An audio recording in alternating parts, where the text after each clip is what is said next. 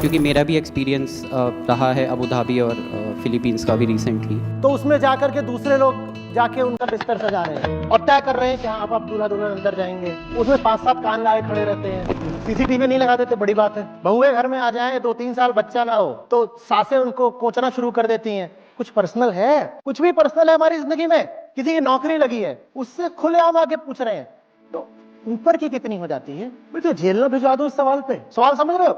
नुन्नू है झुन्नू पे गया है, वो भी रात भर रोता है, तुम क्यों खुश हो? आप रिजर्वेशन वगैरह करा के बैठे होंगे, ट्रेन आपकी अगर ईस्टर्न यूपी या बिहार में चली गई है तो एडजस्ट करिए, एडजस्ट। पैसा भी लोग इसीलिए कमाते हैं ताकि पर्सनल स्पेस मिल पाए। पर्सनल स्पेस, पैसा क्या, पैसे से ऊपर की बात होती है। मई के महीने में मैं न्यूयॉर्क गई थी, तो वो बिटिया तो वहाँ 25 साल से रह रही। नहीं नहीं मौसी, टच मत करिए, वो पुलिस बुला देंगे, यहाँ पर इस तरह से टच करना मना है। हाँ जी, नमस्ते आचार्य जी। अरे आचार्य जी, अभी कुछ दिन पहले ही अपने एक दोस्त से बात कर रहा था मैं, जो अभी हाल फिलहाल में म्यूनिक की ट्रिप करके आए हैं, म्यूनिक जर्मनी। तो मेरी भी कुछ साझा एक्सपीरियंसेस रहे, क्योंकि मैं भी अबू धाबी और फिलीपींस से अभी रिसेंटली आ रहा हूँ। तो कुछ चीज़ें हैं जो उनके और मेरे डिस्कशन से साझा हमने निकाली, मैं पॉइंट्स में लिख कर लाया हूँ, जो पहले आपके सामने रखूँगा, फिर मैं अपना प्रश्न। तो उस ट्रिप में हमने देखा कि काफ़ी आसान था भारतीयों को। म्यूनिक से कोई सज्जन यहाँ आ रहे थे, फिर मेरी और उनकी वार्तालाप हुई है। तो वो आ चुके हैं, जी, वो आ भारतीय चुके ही हैं, हैं फिर वो। तुम्हारी उनसे बात हुई। जी। तो क्या, हाँ, क्या बोला उन्होंने बात में? मेरी और उनकी जो बातों में साझा चीज़ें थी, क्योंकि मेरा भी एक्सपीरियंस रहा है अबू धाबी और फिलीपींस का भी रिसेंटली। अबू धाबी ट्रिप का। जी। क्या? तो हमने देखा कि भारतीयों को और बाकी कंट्रीज़ के नेटिव्स को डिफरेंशिएट करना काफ़ी आसान लगता है ऐसे माहौलों में। जैसे हम देखते हैं कि कोई एक ग्रुप है जो बहुत हो हल्ला करके बात कर रहा है, या अपने बात करने की जो टोन है उनकी एक कुछ डेसिबल से ऊपर है, और मतलब दूसरी तरफ ऐसे लोग हैं जिनकी बात करने में समझ में आता है कि सिर्फ वो आपस में ही बात कर रहे हैं, वो दूसरों को नहीं सुना रहे हैं, मतलब वो उनका टोन बात करने का तुम ठीक कह रहे हो रहता कि किसी पब्लिक प्लेस पर है। जी अगर इंडियंस हैं तो अलग ही दिखाई देते हैं। जी जी। पब्लिक प्लेस जैसे एयरपोर्ट, एयरपोर्ट्स, बाजार, रेस्टोरेंट्स, रेस्टोरेंट, बाजार। तो वहाँ इंडियंस अलग दिखाई देते हैं। जी। पहली चीज किस मामले में बोली कि ज्यादा शोर कर रहे होते हैं? आपस में ही जो बात करते हैं उसकी आवाज़ बहुत तेज़ होती है बात करने में, कि आपको दिख जाएगा, आप अगर 10 मीटर की दूरी पर भी बैठे हैं उनसे तो आपको सुनाई देगा कि क्या बात कर रहे हैं। या हंसने का तरीका कुछ ज़्यादा ही लाउड होगा। जब हम फ्लाइट में भी बैठे थे तो ये काफ़ी कॉमन है कि अगर आपके बगल वाली सीट पे एक इंडियन ही बैठा है तो आपको हैंड रेस्ट के स्पेस के लिए जद्दोजहद करनी पड़ेगी। और कई बार ऐसा भी होता है कि आप अगर एक इंट्रोवर्ट किस्म के हो तो आपको सकुचा के बैठना पड़ेगा, क्योंकि आपको हैंड रेस्ट तो मिलने से रहा। या काफ़ी कॉमन चीज़ ये भी है कि पसीने की बदबू ज़्यादा भारतीयों में से आती है बजाय किसी और व्यक्ति के। और क्योंकि इंटरनेशनल फ़्लाइट थी तो काफ़ी चीज़ें उसमें ऐसी रहती हैं जो फ्री में उपलब्ध होती है, जैसे खाना हो गया या ड्रिंक्स हो गए, चॉकलेट्स हो गए।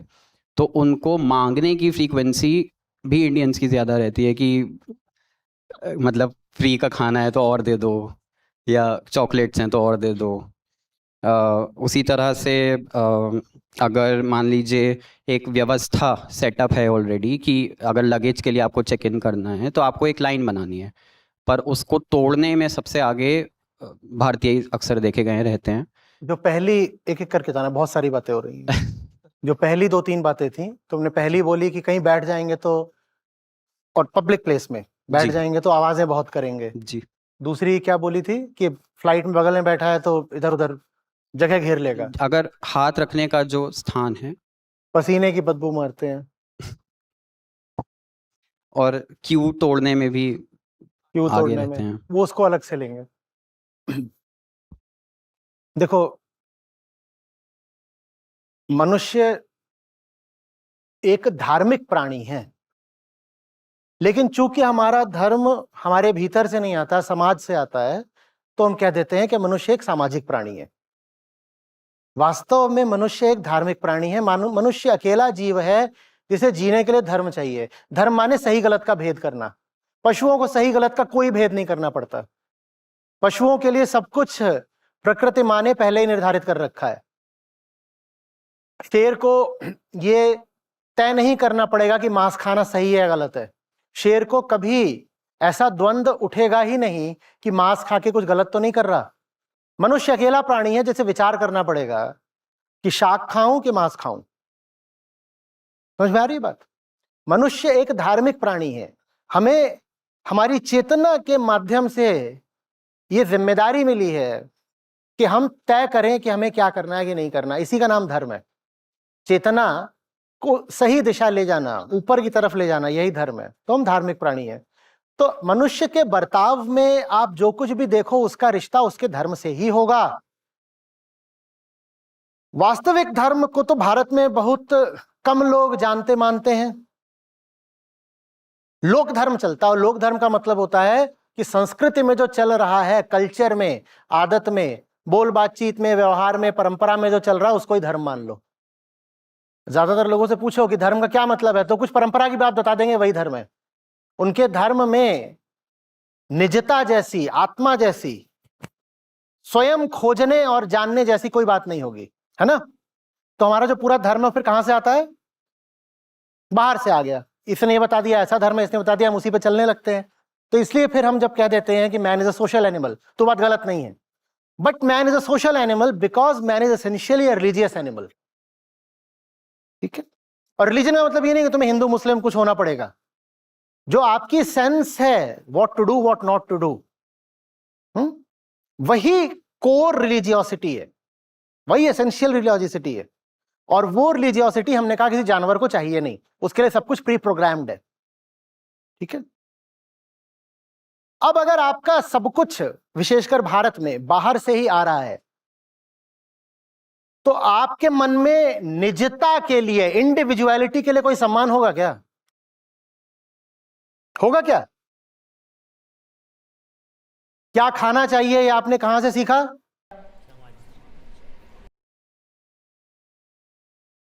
कौन से त्योहार मनाने हैं किसने बता दिया? किस दिन दाढ़ी नहीं बनानी चाहिए किसने बता दिया? एक एक काम जो हम कर रहे हैं हमें किसने बता दिया? कोई एक काम बताओ जो आपकी जिंदगी में आपने करा होता अगर समाज ने नहीं बताया होता। ऐसे ऐसे एजुकेशन लेनी है, किसने बताया? एजुकेशन के बाद नौकरी होनी चाहिए, प्लेसमेंट मिलना चाहिए, किसने बताया? ये मत कहना मेरी कॉमन सेंस है। ऑब्वियसली तुम्हारी कॉमन सेंस हमेशा दूसरों की कॉमन सेंस से इतना मैच क्यों करती है? तुम्हारी कॉमन सेंस इतनी सोशल क्यों है? तुम्हारी कॉमन सेंस में कुछ भी यूनिक क्यों नहीं है? और अगर तुम्हारी कॉमन सेंस इतनी ही ज्यादा सोशल है तो फिर वो तुम्हारी कॉमन सेंस नहीं है ना। कुछ भी आपकी जिंदगी में ऐसा है जो पूरी तरह आपका है नहीं, ठीक है ना।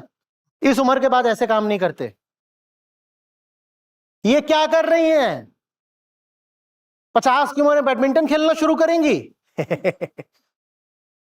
ये तिवारी सठी आ गई है। सुना है नहीं सुना है? तो कितना मजा आया।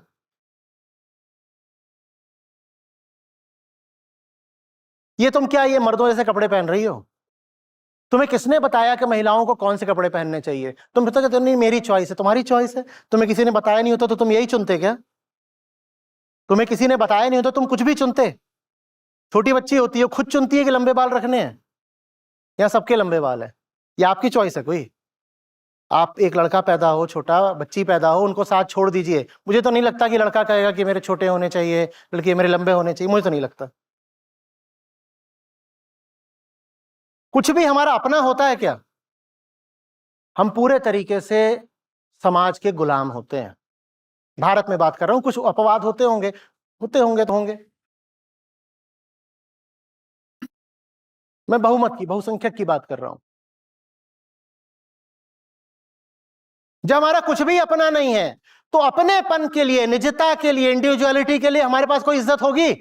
इज्जत छोड़ दो, हमारे पास कोई डिसर्नमेंट भी नहीं है, कोई दृष्टि भी नहीं है, हमारी परिभाषाओं में, हमारे शब्दकोश में वो सम्मिलित भी नहीं है। मैं जैसा कोई शब्द हमारे पास है ही नहीं। हम जो मैं बोलते हैं उसके 1000 टुकड़े हैं, और सब टुकड़े समाज में इधर से आ रहे, इधर से आ रहे, इधर से आ रहे, समाज से ऐसे ऐसे ऐसे ऐसे टुकड़े ले लेते हैं, उनको जोड़ करके ऐसे मैं बन गया है। उस मैं में कुछ भी असली नहीं है, मौलिक नहीं है। आ रही बात समझ में? तो जब मेरा कुछ है ही नहीं, इंडिविजुअल, निजी, तो मैं दूसरे की निजता की भी इज्जत क्यों करूं? मैं क्यों करूं? तुमने कहा वो बगल में बैठा रहता है तो उसको ऐसे ऐसे घुस जाते हैं, क्योंकि हमारे साथ ये हुआ है जीवन भर। तुम्हारे कमरे में कोई भी घुस जाता है, हुआ है कि नहीं हुआ है? हमारी संस्कृति ने, हमारे आम व्यवहार ने हमें कहां सिखाया है कि दूसरों के पास उनकी अपनी सत्ता होती है। पर्सनल स्पेस का तो कॉन्सेप्ट ही हमारे लिए ऐसा है जैसे विदेशी। हम हैं ही नहीं।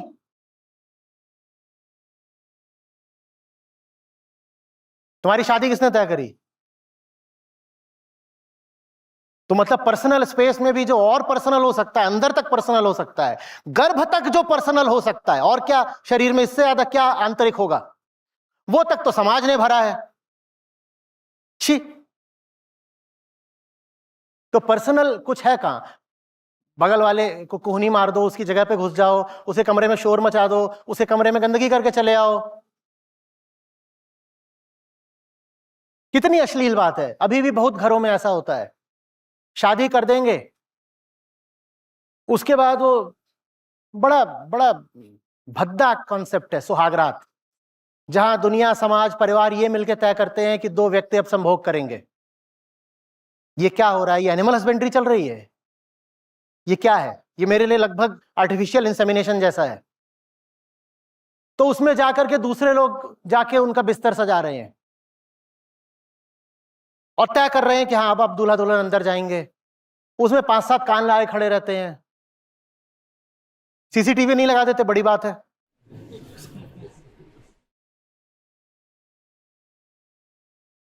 अगले दिन सुबह सासू जी पूछ रही हैं, बहू कैसा रहा? तुम्हारी सन्यास की उम्र आ गई सासू, पॉर्न में तुम्हारी रुचि खत्म नहीं हो रही?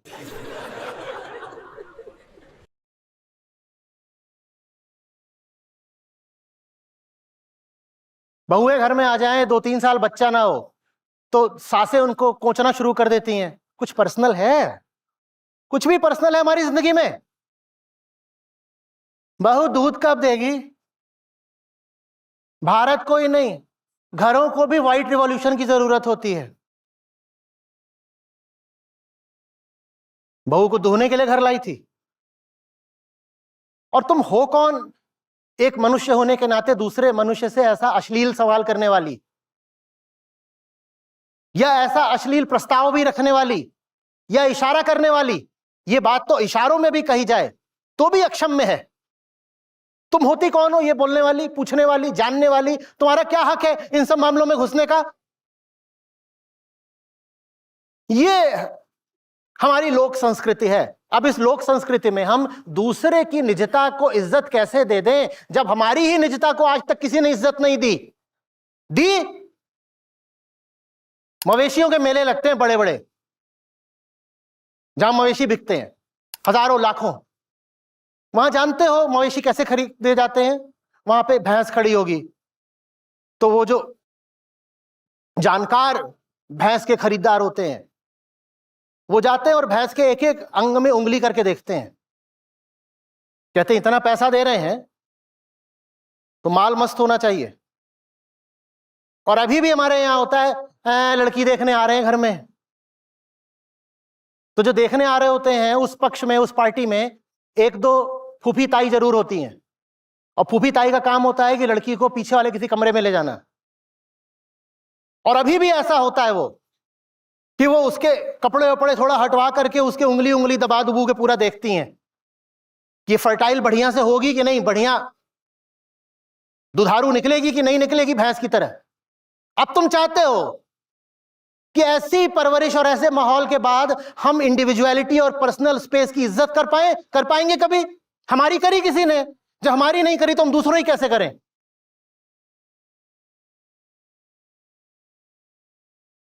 मैंने जिस पिक्चर को बोला था अभी थोड़ी देर पहले कि मैं देखने गया और मैं यूं ही रो रहा था, रो इसलिए रहा था, मुझे मेरे नाना याद आ गए थे। मेरा बहुत बहुत लगाव था उनसे। खैर वो अलग बात है। उसमें एक बिहारी परिवार की कहानी थी। लड़की का नाम था बिंदिया। वो पैदा होती है लेकिन लंदन में। पिक्चर का नाम है बिन्नी एंड फैमिली। तो अब है तो परिवार से, पीछे से संस्कार से बिहारी हैं, पर वो पैदा लंदन में हुई है तो पूरी लंदन वाली हो गई है। तो कह रही है रिस्पेक्ट माय प्राइवेसी। उसने अपना कमरा लगा रखा है। अब वो टीनेजर हो गई है, 12वीं में पढ़ती है। तो उसने लिख रखा है नॉक बिफोर यू एंटर। और ये सब उसे कमरे में घुसे आते हैं तो रोज लड़ाइयां होती हैं। उनको समझ में नहीं आता कि कोई घर की लड़की ऐसे कैसे बोल सकती है कि मेरे कमरे में घुसने से पहले नॉक करो, परमिशन लो, कंसेंट लो। हमारे लिए ये सब एलियन कॉन्सेप्ट्स हैं। हम कहीं भी घुस सकते हैं, हम किसी से कुछ भी पूछ सकते हैं। अगला बच्चा कब होगा? Crude, vulgar. तुम कौन हो? तुम कौन हो? तुम कौन हो?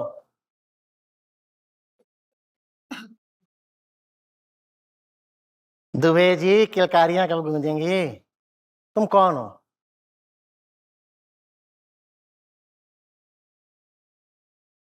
किसी की नौकरी लगी है, उससे खुलेआम आके पूछ रहे हैं तो ऊपर की कितनी हो जाती है? मैं तो जेल ना भिजवा दूं इस सवाल पे। सवाल समझ रहे हो? उससे पूछा जा रहा है तुम कितनी घूस लेते हो। ये कहां का सिविलाइजेशन है कि तुम किसी व्यक्ति से ये पूछ रहे हो उसके मुंह पे कि तू घूस कितनी लेता है? तो ऊपर की तो हो जाती होगी ना ठीक ठाक। और कुछ बोले ना तो नहीं, माने महीने का लाख वाख तो ऊपर से उठा ही लेते होंगे।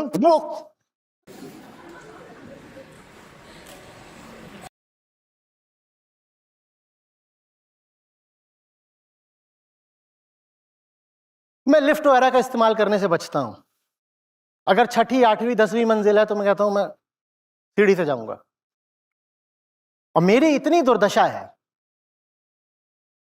अच्छी से अच्छी सोसाइटी हो, बढ़िया से बढ़िया अपार्टमेंट हो, या चाहे वो एक अच्छी शॉपिंग मॉल या हॉस्पिटल, कुछ भी हो सकता है। अब वहां चलते तो सब लिफ्ट से हैं। आप सीढ़ियों से जाएं तो वहां मिलता है। ऐसे हम रंगकारी करते हैं। हम कभी सोचते हैं क्या कि मेरा क्या हक है यहां पर पीक मारने का? हम कभी सोचते हैं क्या? हमारे लिए हर जगह ऐसी है, ये काम सिंगापुर में कर दो तो फाइन भी भरोगे, जेल भी जाओगे। थूक के दिखाओ सड़क पे।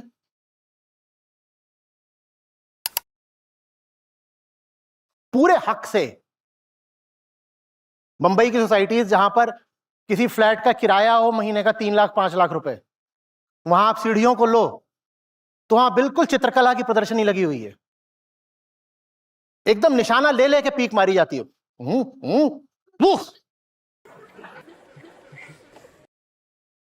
हम सोचते हैं और ये मेरा हक है ऐसा करने का। मेरा हक है, मैं ऐसा कर सकता हूं। जब तुम्हारा हक है ये करने का तो दूसरे भी फिर तुम्हारी निजता की इज्जत क्यों करें? निजता आती है जब आप सचमुच धार्मिक हो जाते हो। उसके लिए शब्द है आत्मा। जिसकी जिंदगी में आत्मा उतर आई, सिर्फ वो होगा जो अब निजता को इज्जत देना शुरू करेगा। भारत के साथ समस्या यह है कि भारत धर्म का पालना रहा। भारत से ज्यादा गहरी और ऊंची बात धर्म में किसी ने करी नहीं। लेकिन भारत में जितना धर्म को विकृत किया गया उतना और कहीं किया भी नहीं गया। हमारा जो लोक धर्म है, जिसको हम कहते हैं हमारी आम प्रचलित धार्मिकता, वो वास्तविक धर्म से उतनी ही दूर है जितनी जमीन से आकाश। तो धर्म के नाम पे सारी गंदगी हमने पकड़ रखी है। वास्तव में वो धर्म सिर्फ संस्कृति है, और संस्कृति माने हमारी पुरानी गंदी आदतें ज्यादातर।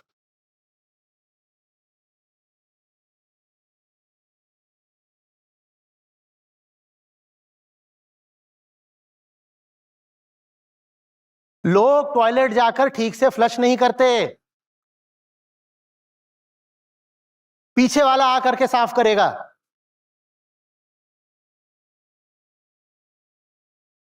जिन घरों में महिलाएं होती हैं और वेस्टर्न कोमोड होते हैं, वहां दुर्गति हो जाती है। वो जा करके वहीं सीट पे ही छलछला के आ जाते हैं। उनको समझ में नहीं आता कि महिलाएं दूसरे तरीके से बैठती हैं उस पर।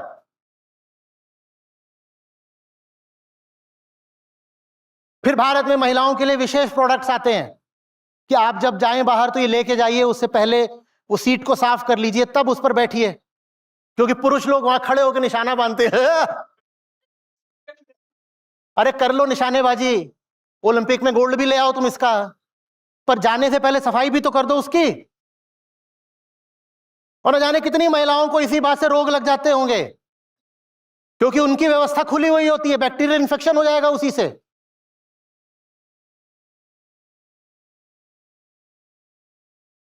तुमने कभी ये सोचा कि दूसरे के स्पेस को इज्जत देनी होती है? सोचा?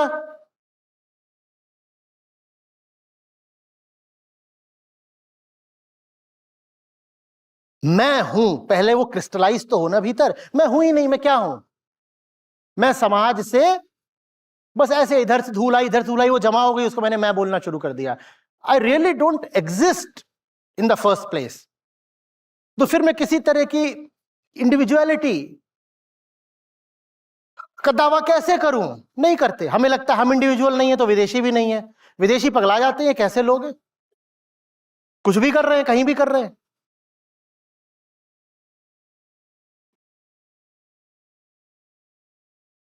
यहां तक का भी ख्याल रखना होता है कुछ सर्किल्स में कि आप जो खाना खा रहे हो ना, वो बहुत तगड़ी महक नहीं छोड़ रहा है।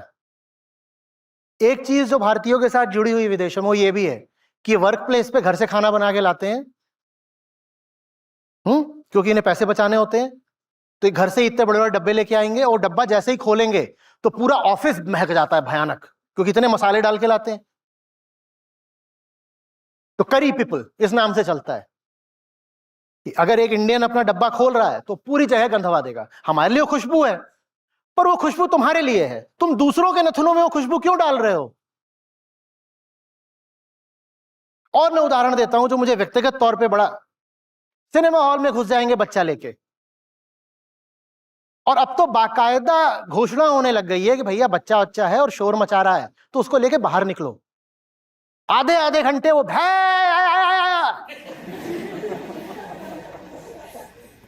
हक के साथ बैठे रहेंगे, जमे रहेंगे। हम ये करने के लिए आए थे हॉल में, हम ये चिंगाड़ सुनने के लिए आए थे?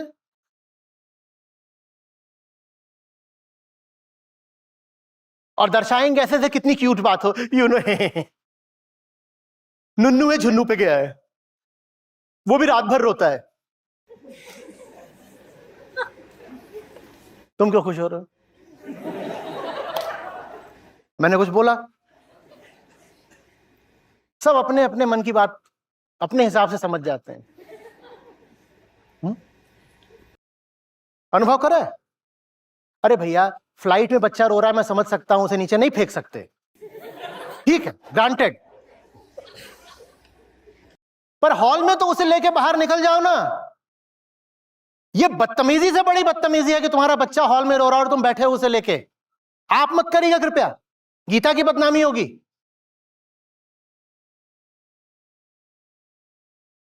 मैंने तो इससे भी आगे का देखा है। रात में 12 बजे घंटी बज रही है, मिसेस शर्मा ये चुप नहीं हो रहा था, आप इसे चुप करा दीजिए ना, वो बहुत डिस्टर्ब हो रहे हैं। वो कह रहे इसको कहीं और छोड़ के तू आ जा। रात के 12 बजे पड़ोसी की घंटी बजा के उसको बच्चा दिया, ये सचमुच हुआ है। रात के 12 बजे पड़ोसी की घंटी बजा के उसको एक बदहाल बदमिजाज बदतमीज बच्चा सौंपा जा रहा है कि तुम इसको रख लो। क्योंकि ये हम हस्बैंड वाइफ को सोने नहीं दे रहा। पहले तो जेल होनी चाहिए ऐसा वाला पैदा करने पे।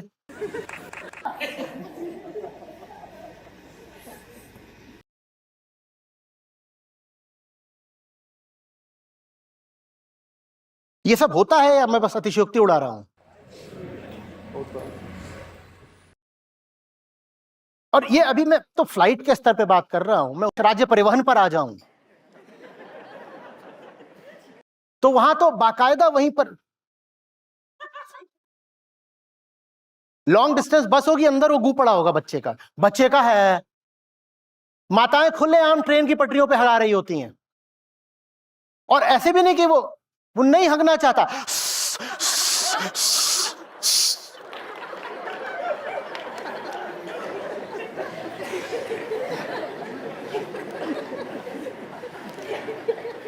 मैं वाराणसी रेलवे स्टेशन पर था, प्लेटफॉर्म पे ऐसी जगह खड़ा था जहां ऐसे मोड़ था, तो वहां से ट्रेन आ रही है, एकदम धीरे धीरे धीरे आ रही है।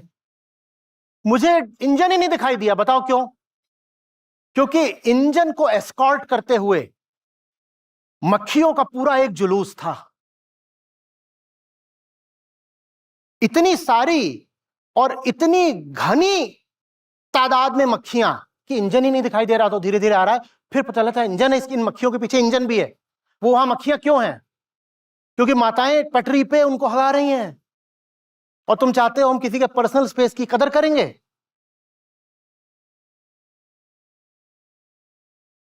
सरकारी अस्पतालों में भी होता है, पता नहीं होता है कि नहीं होता है, पर होता था खुले में। आप रिजर्वेशन वगैरह करा के बैठे होंगे, ट्रेन आपकी अगर ईस्टर्न यूपी या बिहार में चली गई है तो एडजस्ट करिए, एडजस्ट। वो बाकायदा आपको कोनी मार के एडजस्ट करा लेगा। आपके रिजर्वेशन में कोई मतलब नहीं है। We are entitled to do this. अब यही व्यक्ति जब फिर फ्लाइट पर चढ़ेगा, म्यूनिख जाएगा, फ्रैंकफर्ट जाएगा, अबू धाबी जाएगा, तो अपनी आदतें साथ लेके चला जाता है ना, और पूरे देश का नाम खराब करता है।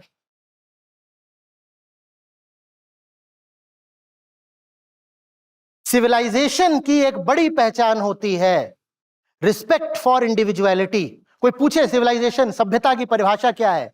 निजता का सम्मान बढ़ने लगता है जैसे जैसे सभ्यता बढ़ती है। और अगर निजता का सम्मान नहीं बढ़ रहा है तो जान लो कि हम अभी बहुत असभ्य लोग हैं। पशुओं में निजता जैसा कुछ नहीं होता। होता है कुत्ते कुतिया, बंदर बंदरिया, खुलेआम। और कोई कहीं भी एक बंदर खा रहा होगा, दूसरा आके उसका छीन सकता है, वहां कुछ नहीं होता। वहां पर्सनल प्रॉपर्टी जैसा भी कुछ नहीं होता। होता है क्या? आपकी प्लेट पर रखा कौवा उड़ते हुए आएगा, आपका सैंडविच उठा के ले जाएगा। वहां कोई चीज पर्सनल नहीं होती।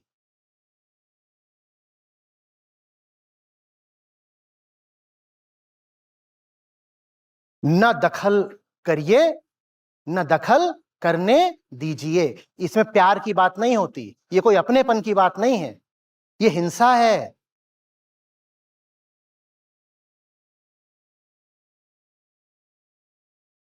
आ रही बात समझ में? कतार लगी हुई है, काय को दूसरे की पीठ में मुंह देके खड़े हो बिना बात के? अरे मैं बताऊं आपको, मैं जब कॉलेजेस में ज्यादा बोला करता था, जैसे मान लीजिए इतना बड़ा हॉल है, ठीक है, तो उनके पास ऐसे अलग अलग कुर्सियां नहीं होती थी। तो उनकी क्या होती थी, जो व्यवस्था होती थी कई कॉलेजेस में या यूनिवर्सिटीज में, कि पूरी एक ऐसे लंबी बेंच होती है, पूरी ऐसे लंबी, और उसके आगे ऐसे ही लंबा टेबल। बेंच है लंबी, उन्होंने ऐसे सेपरेशंस नहीं बनाए होते थे शायद जगह बचाने के लिए, तो पूरी एक लंबी बेंच है, एक लंबा टेबल है।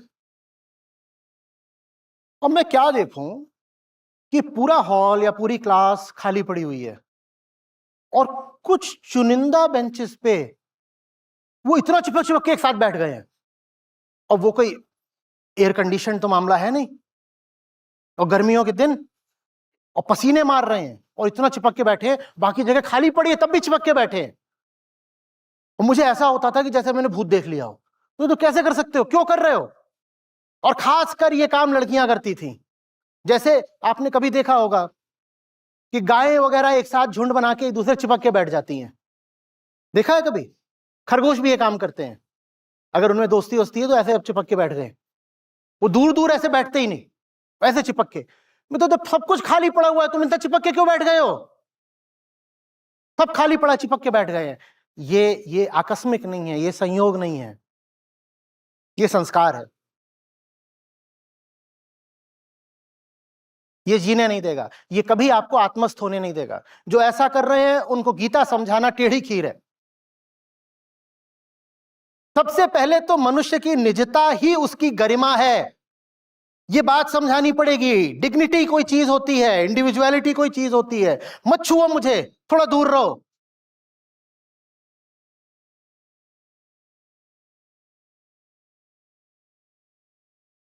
कुछ कारण इसके आर्थिक भी हैं, वो भी मैं समझता हूं। अब ये ऑटो डंपर ये सब चलते हैं, उसमें नहीं जगह होती, इतनी सी सीट होती है, उस पर 6 बैठ जाते हैं। उसका कारण ये है कि सस्ते में हो जाता है, वो मैं समझ रहा हूं। लेकिन उस क्लास में ऐसे क्यों बैठ रहे हो? जहां उपलब्ध है जगह वहां ऐसे क्यों बैठ रहे हो?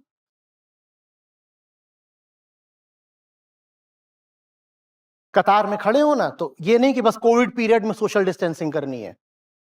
हर समय सोशल डिस्टेंसिंग करना सीखिए। हम ऐसे खड़े होइए कि उसकी गंध आप तक ना आए, ना आपकी गंध उसके नाक में जाए। और शरीर को साफ रखना व्यक्तिगत बात तो होती है, पर थोड़ी सी सामाजिक जिम्मेदारी भी होती है। इसमें कोई अध्यात्म नहीं है, इसमें कोई मिस्टिसिज्म नहीं है। हाँ जी, हम तो साहब गंधाते हैं, हम तो आध्यात्मिक हैं, देह तो नश्वर है, मिट्टी को मिट्टी हो जाना है, हम मारेंगे बदबू। मिट्टी को मिट्टी होना, तेरे मुंह में मिट्टी ठोठूं फिर। खाने के लिए तो तुमको सुगंधित चीज चाहिए, और दूसरे को बदबू देते हुए कह रहे हो मिट्टी है। तो खुद को साफ रखना थोड़ा दूसरों के प्रति जिम्मेदारी का हिस्सा होता है। और अगर कभी दिखाई दे रहा हो कि ये सब होगा ही, पसीनेबाजी वगैरह, तो इसमें कोई हर्जा नहीं हो गया। आपके अध्यात्म पर आंच नहीं आ जाएगी अगर आप डिओड्रेंट वगैरह का इस्तेमाल कर लें तो। कि ये सब तो गंदी बातें हैं ना, ये सब तो संसार ही करते हैं। हम तो गीता के छात्र हैं, तो हम डिओड्रेंट कैसे लगा सकते हैं? गीता के छात्र हो तो फिर मुंह भी मत साफ किया करो, फेंक दो टूथपेस्ट। जानते हो,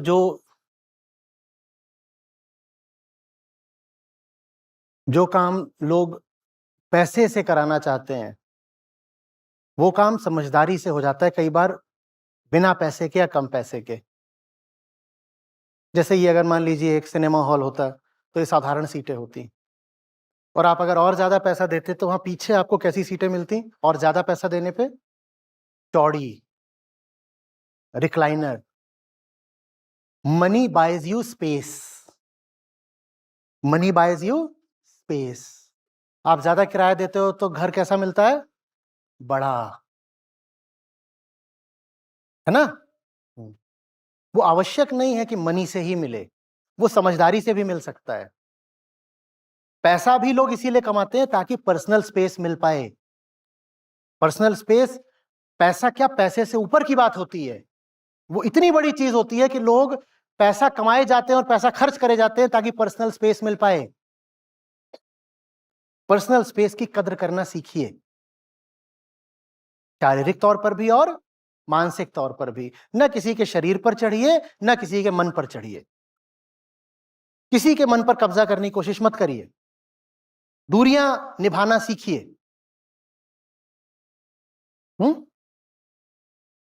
मेरे को पर्सनल स्पेस देने के लिए सब भग गए। जैसे ही मैं इधर तक आया, बोले इनको स्पेस चाहिए होती एकदम। गर्मियों में मई के महीने में मैं न्यूयॉर्क गई थी। तो ये जो आपने पर्सनल स्पेस की हम लोग बिल्कुल कद्र नहीं करते हिंदुस्तान में। तो यहाँ क्या हुआ कि हम कैब में जा रहे थे, और वो कैब ड्राइवर कान में वो लगाए रखा था मोबाइल, किसी से बात कर रहा था, और हमें जहाँ से टर्न होना था वो बात करने में वो टर्निंग मिस हो गया। तो जो हमारी बिटिया वहाँ रहती है वो उसको आवाज़ दे रही थी, तो वो सुन नहीं पा रहा था क्योंकि कान में लगाया हुआ था।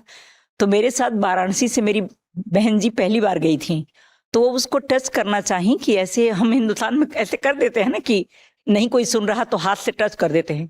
तो वो बिटिया तो वहाँ 25 साल से रह रही, नहीं नहीं मौसी टच मत करिए, वो पुलिस बुला देंगे, यहाँ पर इस तरह से टच करना मना है। तो मतलब मुझे इतना आश्चर्य हुआ कि ये मैं 4-5 साल से जा रही हूँ, पर मेरे लिए भी ये बात नई थी। ये सीखने को मिला कि नहीं आप यहाँ पर इस तरह से, और सड़क पर कोई अपना डॉग लेके भी जा रहा, अगर आपको मन किया उसको सहलाने का तो आप उनसे परमिशन लेते हैं बाकायदा कि हम इसको पेट कर सकते हैं क्या। जी, तो भाई यही मुझे शेयर करना था कि नहीं बिल्कुल इतना बिल्कुल हमको होना मतलब चाहिए। वहाँ पर्सनल देखिए स्पेस किसी का से था। बहुत ही प्यार का रिश्ता हो जी जी तो फिर तो पर्सनैलिटी की दीवारें ही गिर गई, फिर तो हमारे आपके बीच में जो दीवार है वही नहीं रही। उसके बाद जो करना है करो, लेकिन फिर रिश्ता सचमुच प्यार का होना चाहिए। पर रिश्ता प्यार का है नहीं और जाके उसको घूंसा मार रहे हो, धौल धप्पा कर रहे हो, उसका पेट पकड़ रहे हो, जैसे हम छोटे बच्चों के साथ करते हैं। जी या तो दोनों ओर से बराबर का प्यार का रिश्ता हो, वो छोटा बच्चा है उसको पकड़ के उसका पेट में गूंथ दिया, करते हैं नहीं करते, उसके मुंह में अपना मुंह रगड़ रहे हैं। कुछ हद तक अभद्रता है जी ये काम सिर्फ इस तरह की छूट सिर्फ प्यार में ली जा सकती है, जी जी और वो प्यार बराबर का होना चाहिए दोनों तरफ से, तब तो जो करना है तब करो, कोई लिबर्टी है। हाँ पर वो लिबर्टी है नहीं और घुसे जा रहे हैं ये वो। तो हम यहाँ ध्यान नहीं रखते हैं ना, तो हाँ, फिर हमने बिल्कुल। कहा कि मैंने कहा पुलिस बुला देंगे, बाप रे ये तो जी वही बस शेयर करना था। नहीं बढ़िया, धन्यवाद बहुत बहुत अच्छा जी आपका। जी।